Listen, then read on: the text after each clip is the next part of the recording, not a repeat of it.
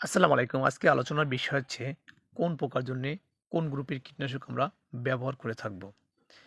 যেমন মাজরা পোকার জন্য আমরা কার্বোফুরন গ্রুপ, ডায়াজিনন, কার্টফ, কার্বোসালফান এবং ফেনথয়েড গ্রুপের যেকোনো একটি কীটনাশক আমরা আমাদের ডিলারের পরামর্শ অথবা উপসহকারী কৃষি কর্মকর্তার পরামর্শ অনুযায়ী ব্যবহার করতে পারি। ২ নম্বর হচ্ছে পামরি পোকা। পামরি পোকার জন্য আমরা ডাইমোথয়েট, ফেনোটিথিয়ন, ফেনথিয়ন, ডায়াজিন, কার্বোসালফান ও ফিপ্রোনিল গ্রুপের যেকোনো একটি কীটনাশক ব্যবহার করতে পারি। তবে পামরি পোকার আক্রমণ আমাদের ধানের ক্ষেত্রে এখন অনেক অংশেই কম। তবে আমরা এই ধরনের কীটনাশক যদি পরন্ত বিকালে ব্যবহার করি তাতে আমাদের অনেকটাই সুফলতা বা অনেকটাই আমাদের ভালো রেজাল্ট আসবে। ৩ নম্বর হচ্ছে ধানের বাদামি গাছফড়িং।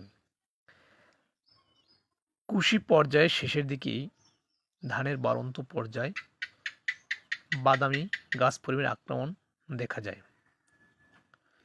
তবে আমরা এই বাদামি গাছফড়িংয়ের আক্রমণের ক্ষেত্রে ইমিডাক্লোপিড, বিপিএমসি, ফিপ্রোনিল অথবা কার্বোফুরন গ্রুপের কীটনাশক ব্যবহার করব।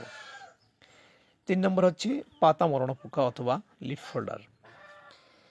এটি কিন্তু ধান রোপণের পরপরই এর আক্রমণ কিন্তু দেখা যায়। এর আক্রমণটায় আমাদের ধানের পাতাগুলো সাদাটে হয়ে যায়। সেক্ষেত্রে আমরা ফিপ্রোনিল, ফেনথিয়ন, ম্যালাথিয়ন এবং ক্লোরোপাইরিফস, ডায়াজিনন অথবা কার্বালিল অথবা ডাইমোথয়েট গ্রুপের যে কোনো একটি কীটনাশক ব্যবহার করতে পারি। একটু মনে রাখতে হবে, ব্যবহার করার সময় অবশ্যই ধান গাছের পাতাগুলোকে সুন্দরভাবে ভিজিয়ে স্প্রে করুন। সেক্ষেত্রে ভালো একটি পজিটিভ রেজাল্ট আসবে। ৪ নম্বর হচ্ছে চুঙ্গি পোকা। চুঙ্গি পোকা আমাদের ধান রোপণের ২০ থেকে ২৫ দিন বয়সেই আক্রমণ শুরু করে দেয়।